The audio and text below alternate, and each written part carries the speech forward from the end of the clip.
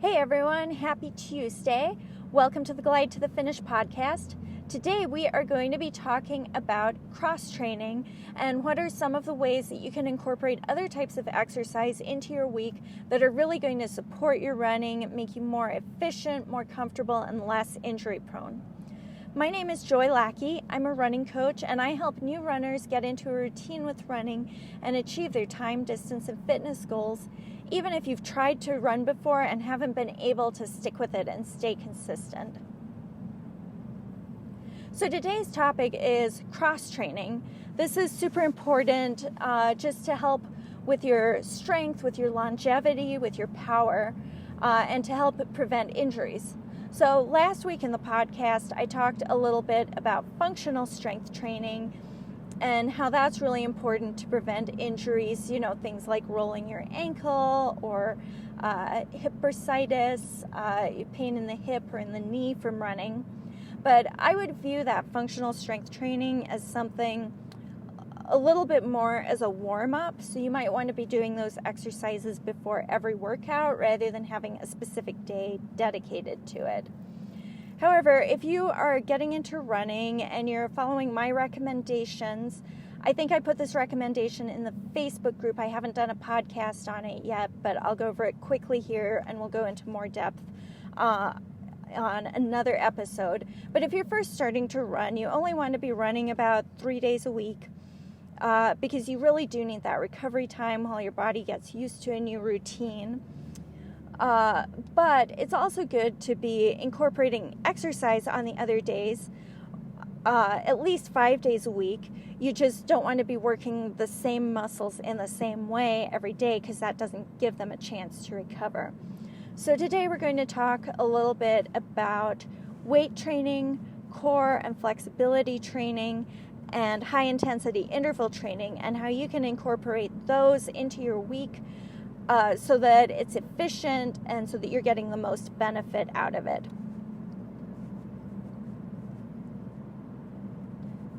So I actually started doing weight training before I started running. Back when I was in college, I was dealing with chronic fatigue. I just had some issues with my diet. I couldn't figure out what I needed to eat to give me energy and sustain me throughout the day. And so there were a couple of times when I decided, I should start running. I should try running. I've heard that that's good for depression. I've heard that that's a good way to get energy back. And so I'd go out for running and I get so lightheaded in the first 10 minutes that I just couldn't stick with it. And so actually at that point I switched to weight training. It takes a lot of energy and you still need to fuel your body correctly for it, but it wasn't quite the same. My body just reacted to it better. And so I would just go down to the little fitness center in my apartment complex and do some super slow weight training with some really heavy weights on the machines. And I would feel really good after that. And I could tell the way my body was changing and strengthening with the consistent weight training. The weight training is really helpful. It strengthens your muscles. So a lot of people think of it as a way to build bulk, but it also strengthens your tendons and ligaments, which are the connectors in your joints, the things that connect your muscles to your bones and your bones to your other bones. And those are really important, of course, for stability. So especially if you're feeling injury prone or you're worried about getting injured, incorporating some weight training is a really good way to help prevent those injuries, help make your joints stronger so that you can sustain the running and that the impact of the running isn't going to be as damaging to your joints and that your joints are going to be stabilized during that. The other thing that weight training does really well and is really important for is actually for strengthening your bones. When your tendons, which are the part of the muscle that connect directly to the bone, when they start pulling on the bone, that sends a signal to your body of, this bone is being used and we need to shore it up and strengthen it. And so then your body starts adding more of the calcium and magnesium and all the hard tissue to fill in the bone structure and strengthen it out. And so that's going to just be good for your health in general. It means that you can run much later into your life because your bones are stronger. You don't have to worry about tripping and breaking a hip as much. And it's also really helpful just with to prevent stress fractures, which will take you out for a long time with running. For instance, if you're getting pain down the front of your shins, most often that's a soft tissue injury. That's the muscle pulling or the tendons. And then the cure for that is to stay off it for a few days or a couple of weeks, to do Epsom salts and lots of foam rolling. But all in all, the soft tissue injuries tend to go away more easily. But occasionally that pain in the front of the shin indicates something more serious, which is stress fractures. And when that happens, unfortunately, the only thing to do is to just stay off it until it heals. And so that'll take you out of running for a long time. So incorporating that weight training is really important for being able to stay consistent with running over the long term.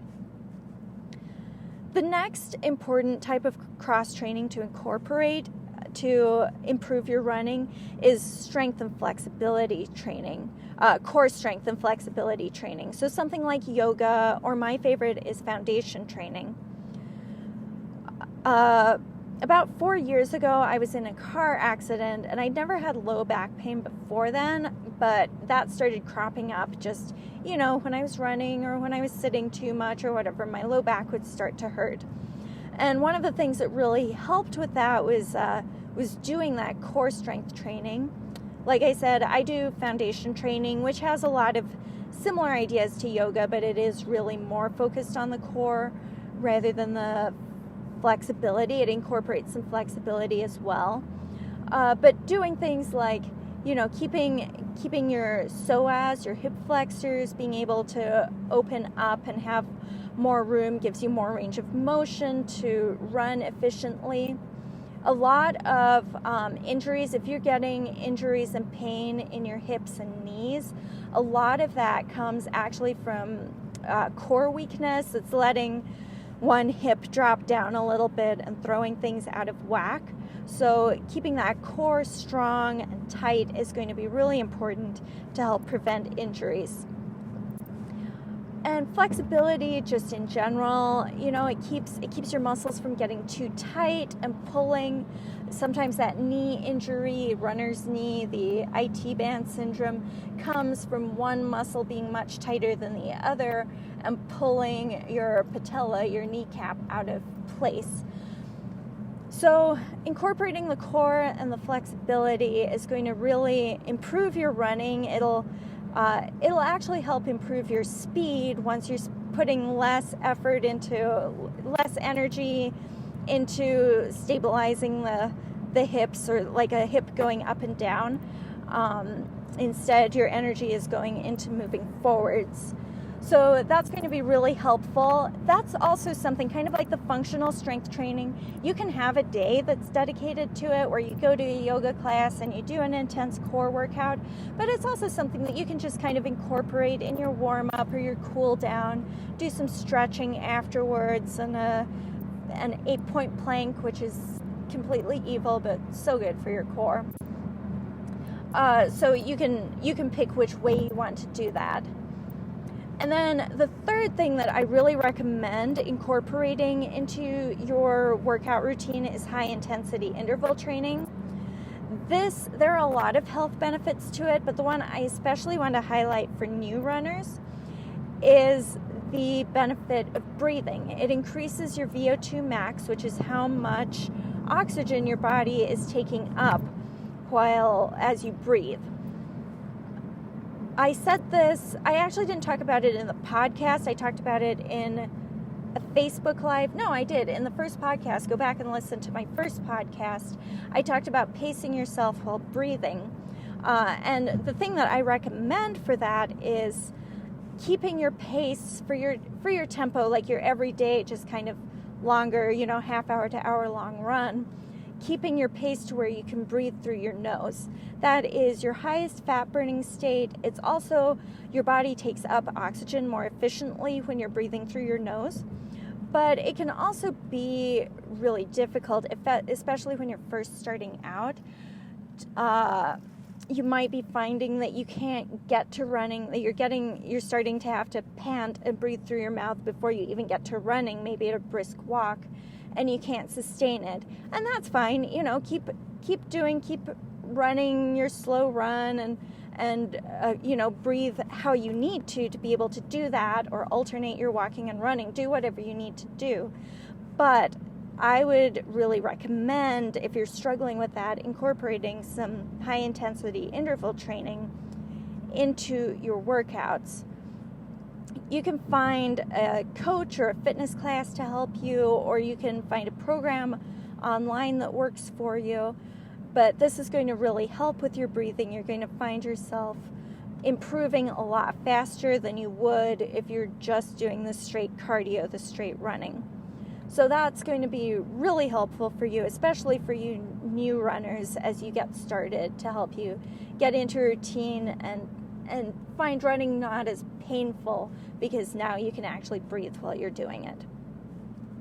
So what does an ideal week look like when you're incorporating all these things? So something you might do, this is kind of my ideal routine, is maybe on Monday you just go ahead and start off with your high intensity interval training. That's usually the hardest one, so go ahead and get that out of the way right away.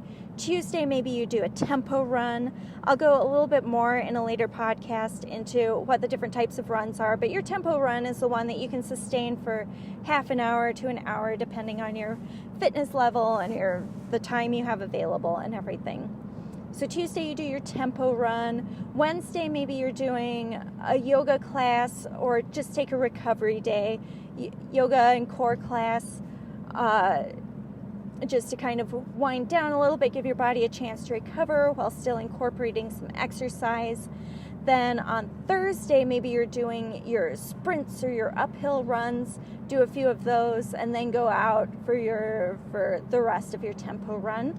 So you're getting a little bit of speed training on Thursday. Friday, you could do your weight training.